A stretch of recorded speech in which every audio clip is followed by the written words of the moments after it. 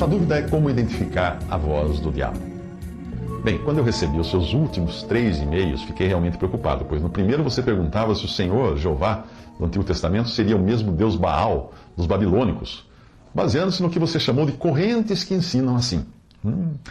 Depois você queria saber se Abraão era ladrão, e se Deus era algo que eu nem ouso repetir aqui, porque um ateu me disse que seria assim. Finalmente você quis saber se Deus mandou Abraão fazer coisas erradas. Eu acho que você precisa de um tutorial de como identificar a voz do diabo. Realmente você precisa saber como identificar a voz do diabo.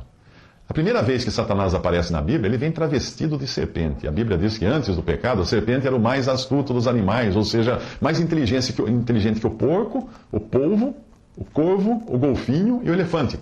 Este último, considerado o mais inteligente. Talvez isto tenha feito Eva, o fato de a serpente vir travestida de serpente, Satanás vir travestido de serpente, talvez isso foi o que fez Eva cair na conversa do diabo. E se você aprender a identificar a voz do diabo, vai ficar livre de muitos erros. Lá em Gênesis diz que a serpente era mais astuta que todas as alimárias do campo que o Senhor Deus tinha feito. E esta disse à mulher: é assim que Deus disse, não comereis de toda a árvore do jardim? E disse a mulher à serpente: do fruto das árvores do jardim comeremos, mas do fruto da árvore que está no meio do jardim, disse Deus, não comereis nele, nem nele tocareis, para que não morrais. Então a serpente disse à mulher: certamente não morrereis, porque Deus sabe que no dia em que dele comerdes se abrirão os vossos olhos, e sereis como Deus, sabendo o bem e o mal. Isso está em Gênesis 3, de 1 a 5. Repare que Satanás começa distorcendo o que Deus disse e colocando dúvidas na cabeça de Eva sobre a bondade de Deus. Segundo a pergunta de Satanás, Deus estaria privando Adão e Eva de comerem de todas as coisas, de todas as árvores. Mas a proibição era apenas para uma, e Eva esclarece isto, só que ela erra ao acrescentar que Deus teria dito para nem tocar no fruto da árvore que estava no meio do jardim. Deus não disse isso. Mas sempre que nós abrimos a guarda para dialogar com o inimigo, a nossa mente acaba pregando peças em nós. Então vem o segundo ataque, também no sentido de fazer Eva pensar que Deus não era bom e estava querendo privá-los de algo, nesse caso, de terem os olhos abertos para serem como Deus, sabendo o bem e o mal. Pronto, agora você já tem o primeiro tom da voz do diabo para saber reconhecê-la quando a ouvir. Ele sempre irá querer colocar em dúvida a bondade e a justiça de Deus. O que fazer então? Fuja de tudo e de todos os porta-vozes do diabo, que lhe venham trazer a mais tênue ideia que coloque em dúvida a bondade e a justiça de Deus. Ao dar ouvidos às correntes que você disse, afirmar que Deus e Baal são a mesma coisa, e ao ateu que lhe disse que Abraão era ladrão e Deus ordenava a ele que praticasse o mal, você começou uma conversa com o diabo e abriu a sua mente para ele enfiar na sua mente um monte de dúvidas. Tanto é que até me escreveu perguntando a respeito. Eu sei que você argumentará que só estava querendo saber o que responder aos que trouxeram tal dúvida. Quer a resposta? A mais simples é esta: eu sei em quem tenho crido, como Paulo falou em 2 Timóteo 2,12. Se o ímpio que levanta essas questões quiser a resposta, ele que primeiro procure conhecer a Deus.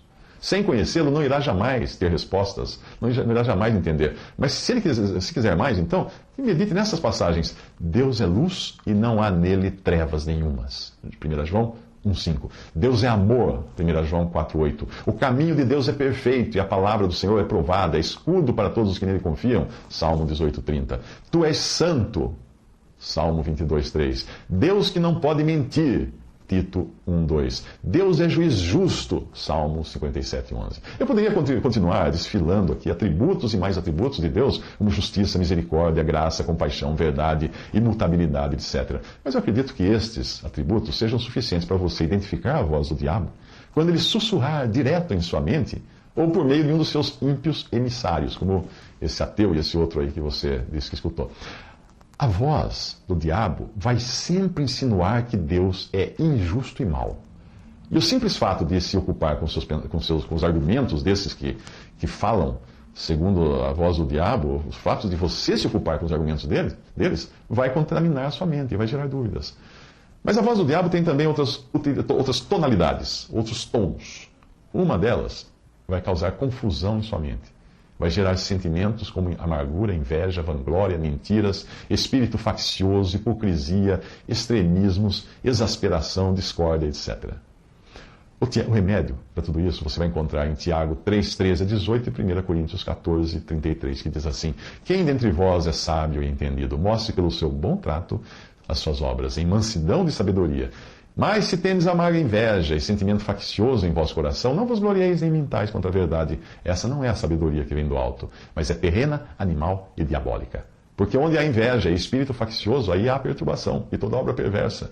Mas a sabedoria que vem do alto, ela é primeiramente pura, depois pacífica, moderada, tratável, cheia de misericórdia e bons frutos, sem parcialidade, sem hipocrisia. Ora, o fruto da justiça semeia-se na paz para os que exercitam a paz, porque Deus não é Deus de confusão, mas de paz. Em outros momentos, Satanás irá querer acusá-lo, ou fazer com que você fique acusando outros, pois ele é o acusador de nossos irmãos. Fala em Apocalipse 12:10. Mas geralmente isso é muito forte, no sentido de fazer você duvidar de sua própria salvação, achando-se perdido e não merecedor do perdão de Deus e da restauração à comunhão quando você pecar.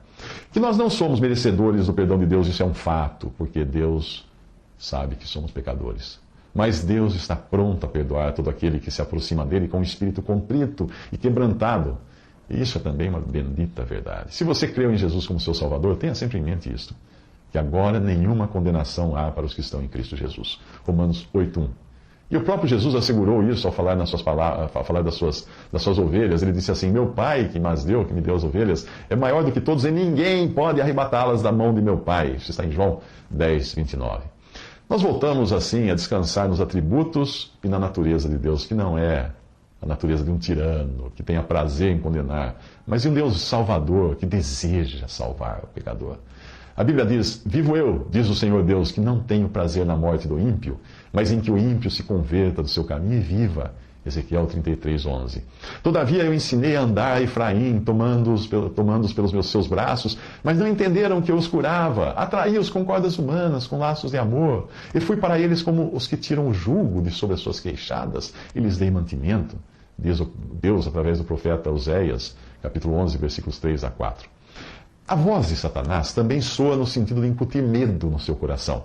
Por isso é bom você lembrar que, visto como os filhos de Deus participam da carne e do sangue, também ele, Cristo, participou das mesmas coisas, para que pela morte aniquilasse o que tinha o império da morte, isto é, o diabo, e livrasse todos os que com medo da morte estavam por toda a vida sujeitos à servidão.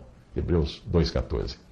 E continua: e é por Cristo que temos tal confiança em Deus, não que sejamos capazes, por nós, de pensar alguma coisa como de nós mesmos, mas a nossa capacidade vem de Deus. 2 Coríntios 3:4-5.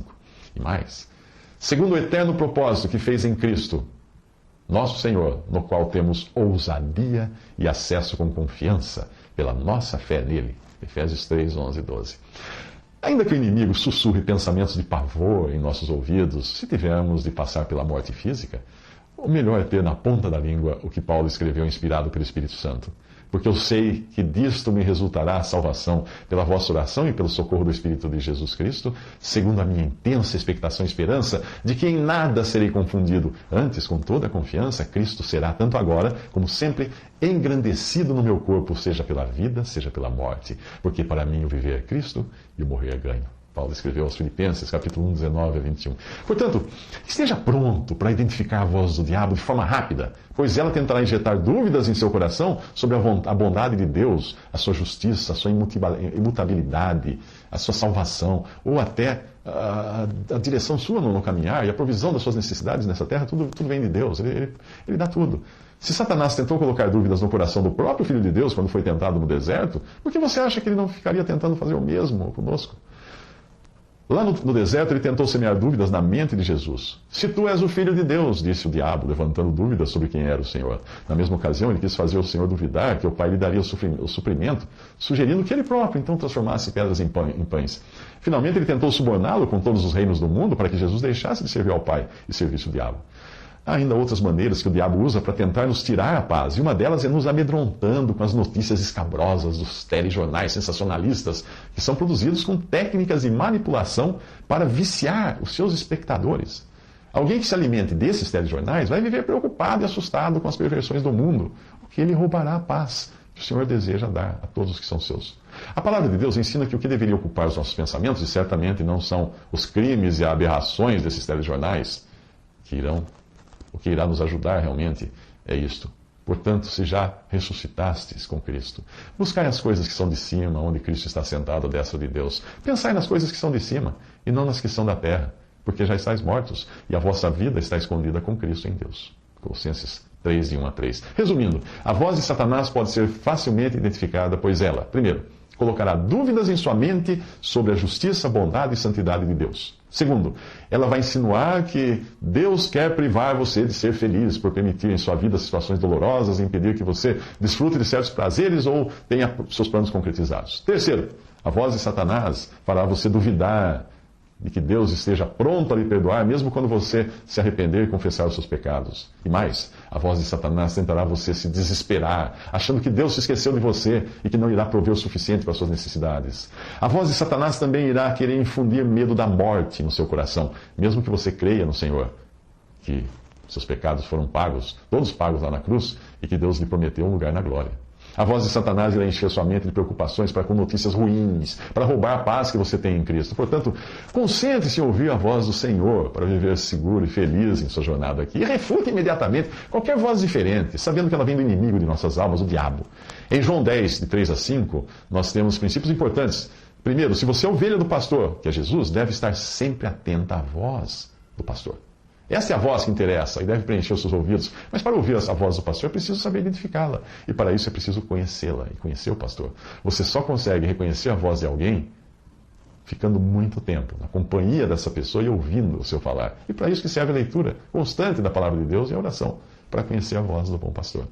A este Jesus, o porteiro, abre e as ovelhas ouvem a sua voz e chama pelo nome as suas ovelhas e as traz para fora. E quando tira para fora as suas ovelhas, vai adiante delas. E as ovelhas o seguem, porque conhecem a sua voz. Mas de modo nenhum seguirão o estranho, antes fugirão dele, porque não conhecem a voz dos estranhos. João 10, de 3 a 5.